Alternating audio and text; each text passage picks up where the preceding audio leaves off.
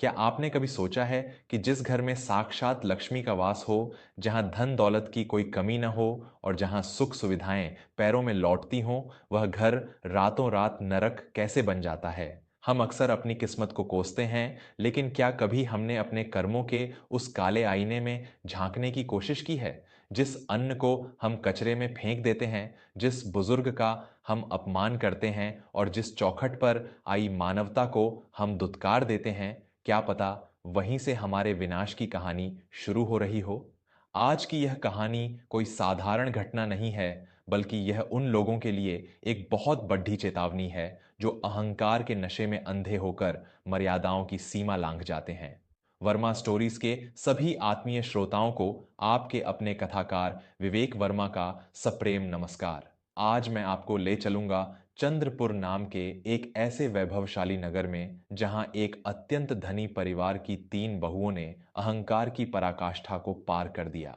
आज हम जानेंगे कि आखिर उन तीनों ने ऐसा कौन सा जघन्य पाप किया कि स्वयं धन की देवी माता लक्ष्मी को अत्यंत क्रोधित होना पड़ा और उन्होंने उन रूपवती स्त्रियों को एक ऐसी भयानक योनि में धकेल दिया जिसकी कल्पना मात्र से रूह कांप जाए। अपने हृदय को शांत कर लीजिए और मेरी आवाज के साथ जुड़ जाइए इस रोंगटे खड्डे कर देने वाले अध्याय में।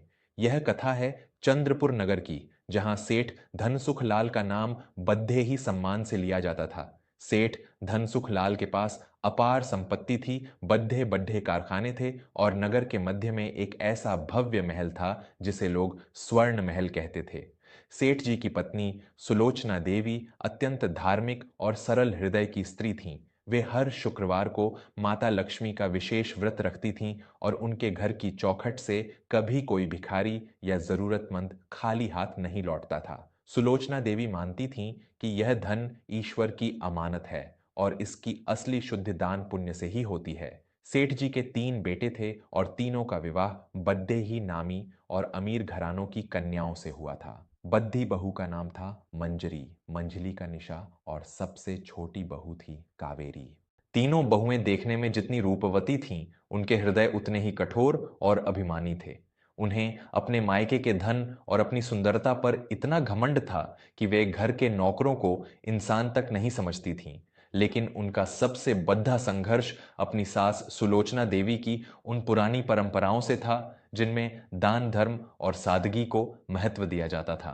एक दिन जब सुलोचना देवी बीमार होकर बिस्तर पर पड़ढ़ी थीं, उन्होंने तीनों बहुओं को अपने पास बुलाया और अत्यंत कमजोर आवाज में कहा, बहुओं, आज शुक्रवार है, माता लक्ष्मी का दिन है। मैंने जीवन भर इस चौखट की मर्यादा रखी है। आज मेरी देह साथ नहीं दे रही, इसलिए तुम तीनों को यह जिम्मेदारी संभालनी होगी। ध्यान रहे, आज कोई भी हमारे द्वार से खाली हाथ न जाए और रसोई में अन्न का अपमान न हो। माता लक्ष्मी का वास वहीं होता है जहां शांति और दया होती है।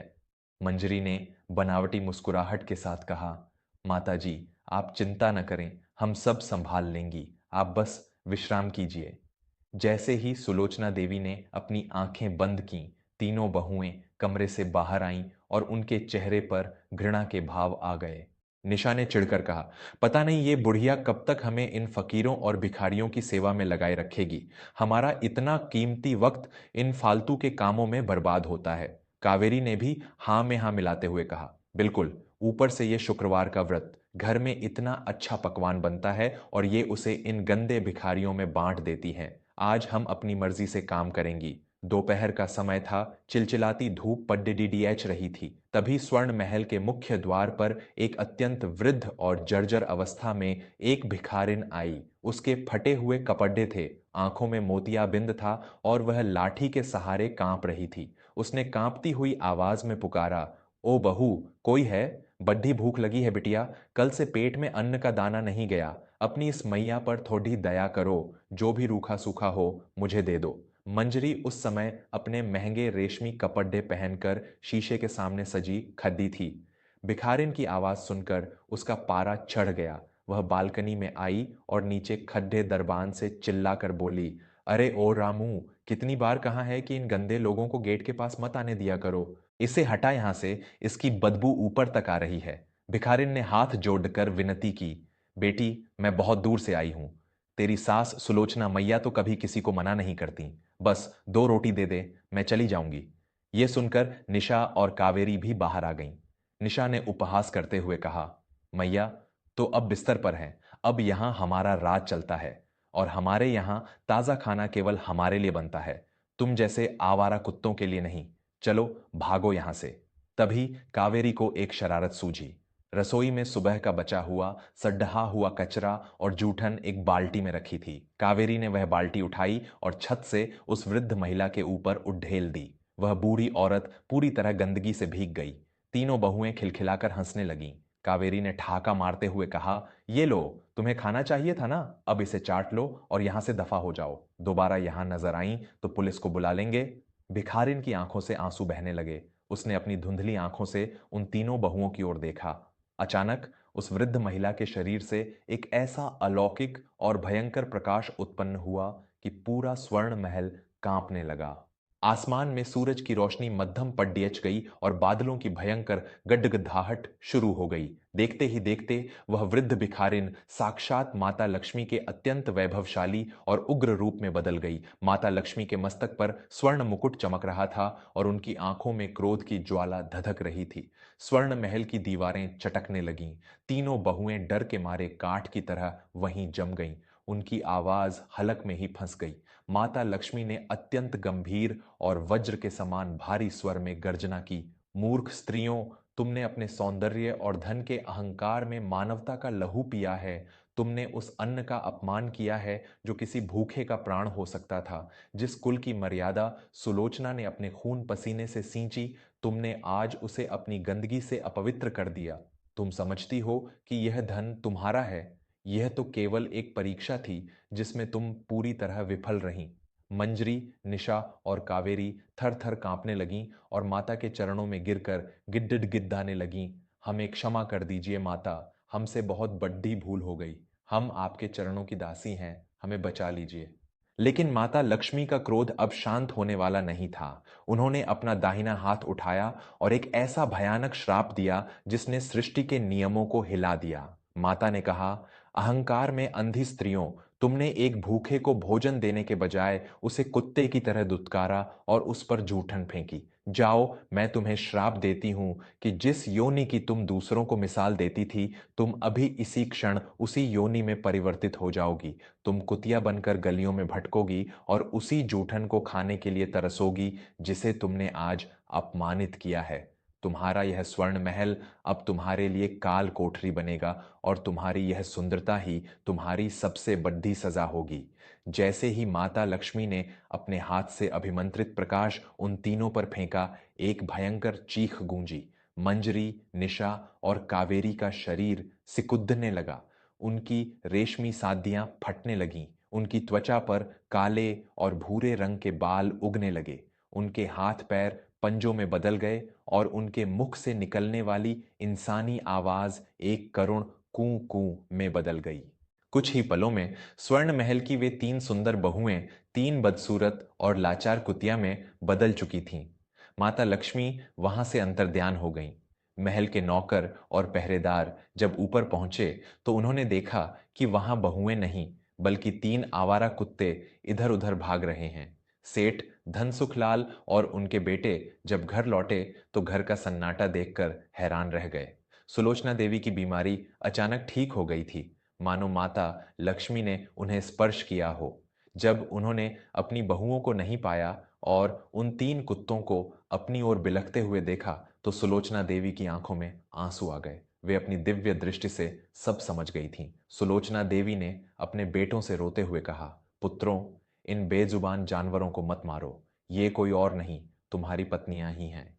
इन्होंने आज साक्षात लक्ष्मी का अपमान किया है और यह उसी का फल है। कर्मों की गति अत्यंत सूक्ष्म होती है। जो इंसान दूसरों को कुत्ता समझता है, विधाता उसे वास्तव में वही बना देता है। वे तीनों बहुएं जो कल तक महंगे होटलों में खाना खाती थीं, अब स्वर्ण महल के पिछवाड़े के कूड़ेदान के पास बैठी रहती थीं। नगर के लोग उन्हें पत्थर मारते और दुत्कारते। वे उसी जूठन को खाने के लिए आपस में लड़ती जिसे उन्होंने कभी फेंका था। उनकी आंखों में इंसान जैसी समझ तो थी, लेकिन वे अपनी व्यथा किसी से कह नहीं सकती थीं। वे स्वर्ण महल की दीवारों को देखतीं और फूट फूट कर रोतीं, लेकिन अब बहुत देर हो चुकी थी। 1 वर्ष तक वे इसी नर्क को भोगती रहीं।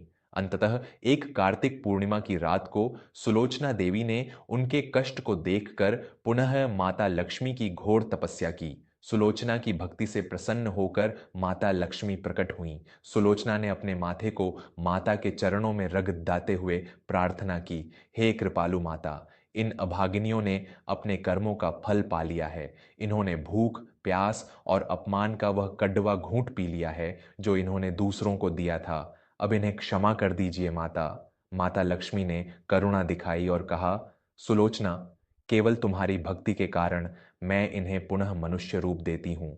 लेकिन याद रहे, यदि इन्होंने दोबारा कभी अन्न, अतिथि या बुजुर्ग का अपमान किया तो इस बार इनका अस्तित्व हमेशा के लिए मिट जाएगा। माता के स्पर्श से वे तीनों बहुएं पुनः अपने इंसानी रूप में आ गईं। उनकी आंखों में अब अहंकार नहीं, बल्कि पश्चाताप की अग्नि जल रही थी। वे उठते ही सुलोचना देवी के चरणों में गिर गईं और अपनी गलतियों के लिए माफी मांगने लगीं।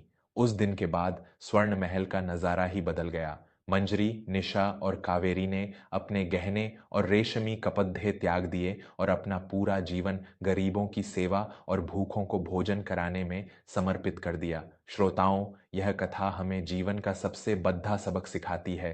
धन और सुंदरता केवल विधाता की देन है जो वह कभी भी वापस ले सकता है। जब आपके घर में समृद्धि आए तो अपना सिर और नीचा कर लीजिए, क्योंकि झुकने वाले पेड़ों पर ही फल लगते हैं। कभी किसी की गरीबी का मजाक न उड़ाएं और कभी अन्न का अपमान न करें। क्या पता आपकी चौखट पर आया वो भिखारी स्वयं ईश्वर ही हो जो आपकी मानवता की परीक्षा लेने आया हो। कैसी लगी आपको चंद्रपुर नगर की इन 3 बहुओं और माता लक्ष्मी के श्राप की यह अद्भुत और शिक्षाप्रद कहानी? मैं आपका दोस्त विवेक वर्मा हमेशा यही कोशिश करता हूं कि वर्मा स्टोरीज के माध्यम से आपके लिए ऐसी कहानियां लेकर आऊं जो न केवल आपका मनोरंजन करें, बल्कि आपके जीवन को एक नई दिशा भी दें। यदि आज की इस कहानी ने आपके दिल को छुआ हो और आपको लगा हो कि अहंकार का अंत हमेशा बुरा होता है, तो इसे अपने परिवार और मित्रों के साथ जरूर साझा करें। ऐसी ही और भी भावनात्मक और प्रेरणादायक कहानियों के लिए हमारे साथ जुड़े रहें। अपना और अपने परिवार का बहुत ख्याल रखें। धन्यवाद।